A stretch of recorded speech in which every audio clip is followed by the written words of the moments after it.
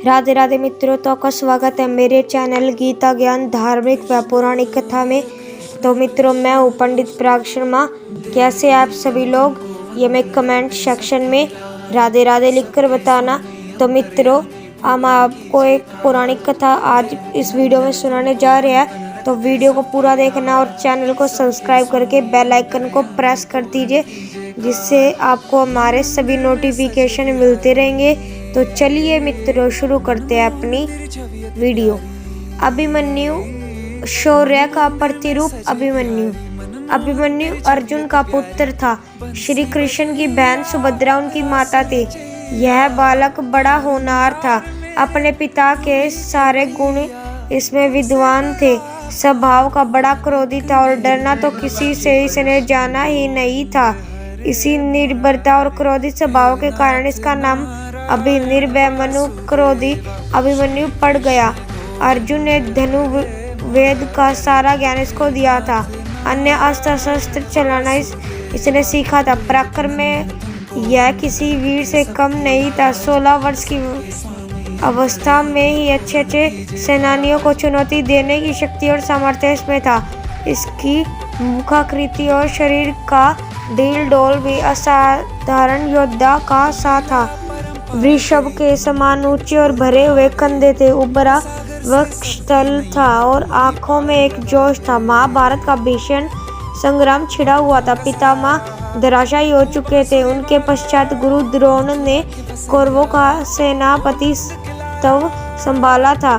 अर्जुन पूरे पराक्रम से युद्ध कर रहा था। प्रचंड अग्नि के समान वह बाणों की वर्षा करके कौरव सेना को विचलित कर रहा था। द्रोणाचार्य कितना भी प्रयत्न करके अर्जुन के इस वेग को नहीं रोक पा रहे थे। कभी कभी तो ऐसा लग रहा था मानो पांडव कौरवों को कुछ ही क्षणों में परास्त कर डालेंगे। प्रातः काल युद्ध प्रारंभ हुआ। श्री कृष्ण अपना पादयंत्र फूंकते उसी क्षण अर्जुन के बाणों से कौरव सेना में हाहाकार मचने लगी।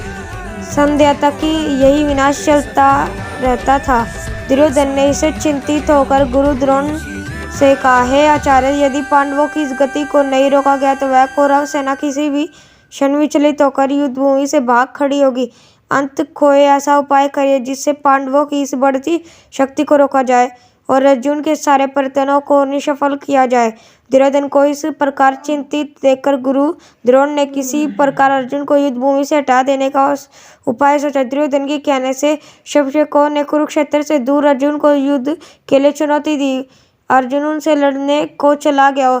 उसके पीछे से द्रोणाचार्य ने चक्रव्यूह की रचना की और युधिष्ठिर के पास संवाद भिजवाया कि या तो पांडव आकर कौरव सेना के इसी चक्रव्यूह को तोड़े या अपनी पराजय स्वीकार करे।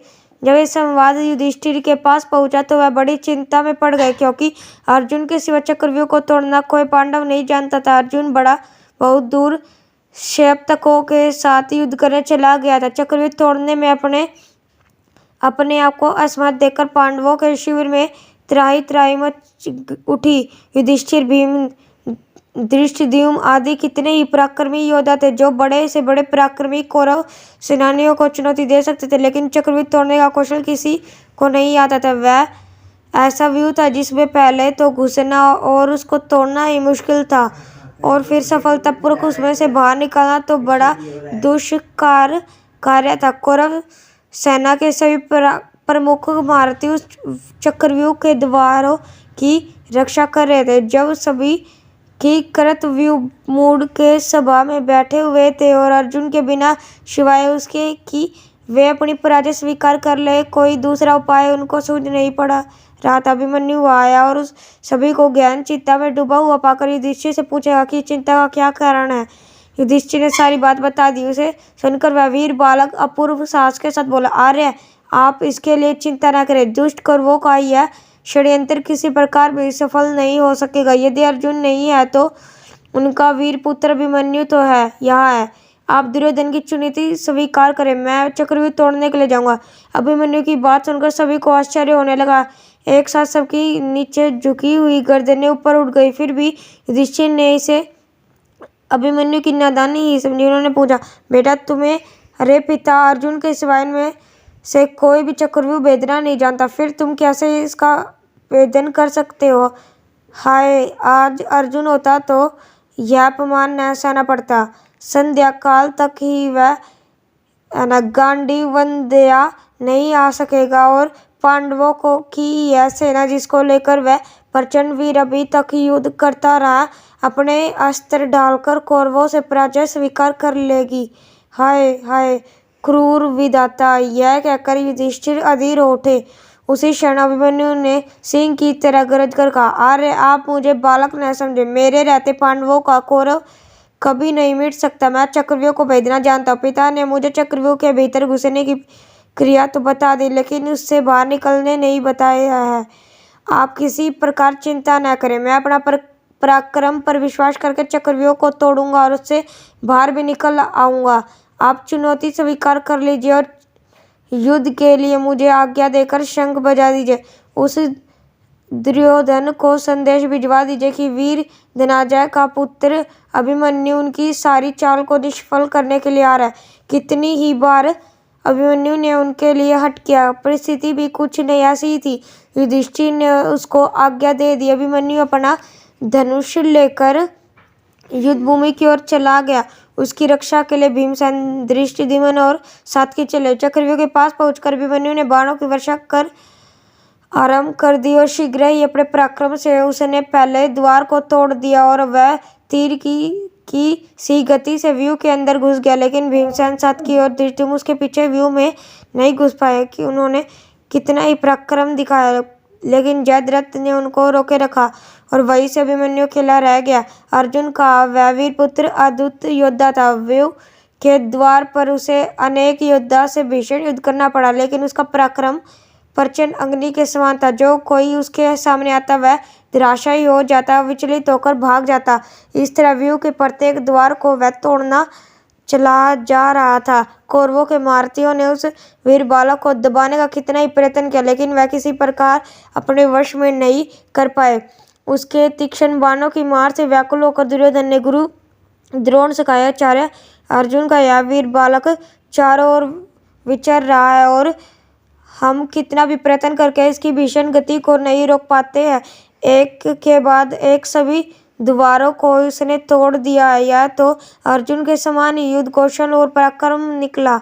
अब तो पांडवों को किसी प्रकार पराजित नहीं किया जा सकता। इसी प्रकार कर्ण ने भी घबराकर द्रोणाचार्य से कहा, हे गुरुदेव, इस पराक्रमी बालक की गति देखकर तो मुझे ही आश्चर्य हो रहा है। इसके तीक्ष्ण बाण मेरे हृदय को व्याकुल कर रहे हैं। ठीक अपने पिता अर्जुन के समान ही है। यदि किसी प्रकार इसको न रोका गया तो हमारी चाल व्यर्थ चली जाएगी। अंत किसी तरह से इसको चक्रव्यूह से जीवित नहीं निकलने देना है। द्रोणाचार्य अभिमन्यु की वीरता देखकर कुछ क्षणों के लिए चिंता में डूबे रहे। अर्जुन के उस वीर पुत्र के से कर्ण, दुशासन आदि महारथियों को पराजित कर दिया और राक्षस अलभूष को युद्ध भूमि से खदेड़कर वह दल को तो जान से मार डाला था। दुर्योधन के सामने ही उसके बेटे लक्ष्मण को भी मार डाला था। बड़े से बड़े शूरवीर खड़े देखते रह गए और प्रचंड अग्नि की लपट की तरह सबको भस्म करता हुआ चक्रव्यूह को तोड़कर अंदर घुस गया।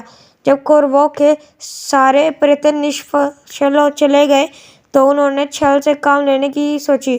अलग अलग लड़कर कोई भी महारथी अभिमन्यु से नहीं जीत सकता, इसलिए उन्होंने मिलकर उस पर आक्रमण करने का निश्चय किया। कृपाचार्य, कर्ण, अश्वत्थामा, भृगुदल, शकुनी का चचेरा भाई कृतवर्मा और दुर्योधन आदि 6 महारथियों ने उसे घेर लिया और उसी पर भीषण आक्रमण कर दिया। कर्ण ने अपने बाणों से उस बालक का धनुष काट डाला।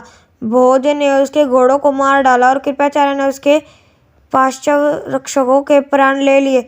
इस तरह अभिमन्यु पूरी तरह निहत्था हो गया, लेकिन फिर भी जो कुछ उसके हाथ में आया उससे से ही वह शत्रुओं को विचलित करने लगा। थोड़ी देर में उसके हाथ में एक गदा आ गई।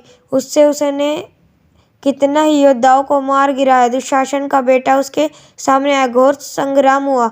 अकेला अभिमन्यु 6 के सामने क्या करता। महारथियों ने अपने बाणों से उसके शरीर को छेद दिया। अब वह लड़ते लड़ते थक गया। उसी समय दुशासन के बेटे ने आकर उसके सिर पर गदा प्रहार किया, जिससे अर्जुन का वह वीर पुत्र उसी क्षण पृथ्वी पर गिर पड़ा और सदा के लिए पृथ्वी से उठ गया।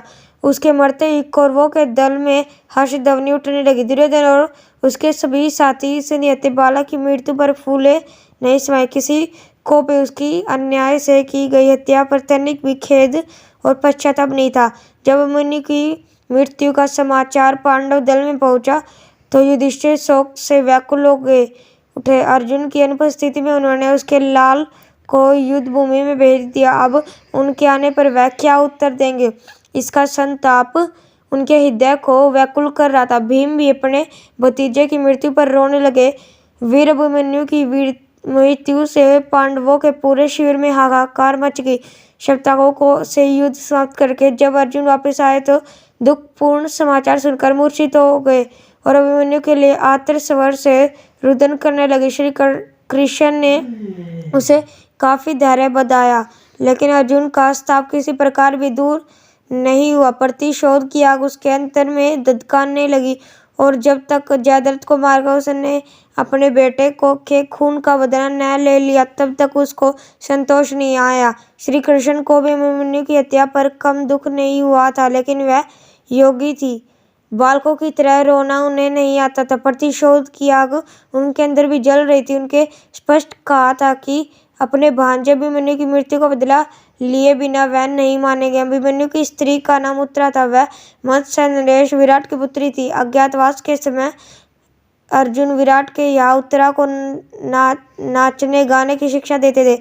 बाद में विराट को सारा हाल मालूम हो गया था, इसलिए लोक पाबंद के डर से अपनी पुत्री का विवाह अर्जुन के सिवाय किसी अन्य पुरुष के साथ नहीं करना चाहते थे। अर्जुन के स्वीकार न करने पर विराट ने उत्तर का विवाह उसी के पुत्र अभिमन्यु के साथ करा दिया। इन दोनों का विवाह बाल्य व्यवस्था में ही हो गया। उस युग में बाल विवाह की प्रथा तो इतनी प्रचलित नहीं थी, लेकिन विवाह के पीछे राजनीतिक कारण निहित था। पांडवों को इसके पश्चात मत्स्य नरेश से हर प्रकार की सहायता मिल सकती थी। अपने पति की मृत्यु पर उत्तरा शोक से पागल हो उठी। श्री कृष्ण ने उसे कितना ही समझाया, लेकिन फिर भी कितने ही दिनों तक रुदन एक क्षण को नहीं रोका पाया। वह उस समय गर्भवती थी। आते अश्वत्थामा ने पांडवों के वंश को समूल नष्ट कर देने के लिए इस गर्भ से बालक पर ब्रह्मास्त्र का प्रयोग किया, लेकिन श्री कृष्ण ने उसे रोक लिया और उस प्रकार श्री कृष्ण ने ही पांडवों के कुल की रक्षा की। निश्चित अवधि के पश्चात उत्तरा के गर्भ से बालक का जन्म हुआ। चूंकि सभी कुछ क्षय हो जाने के पश्चात इस बालक का जन्म हुआ था, इसलिए इसका नाम परीक्षित रखा गया। यही पांडवों की वंश परंपरा को आगे बढ़ाने वाला हुआ। तो मित्रों, कैसी लगी आपको ये कथा कमेंट सेक्शन में बताना। तो मिलते हैं अगली वीडियो में, तब तक के लिए राधे राधे मित्रों।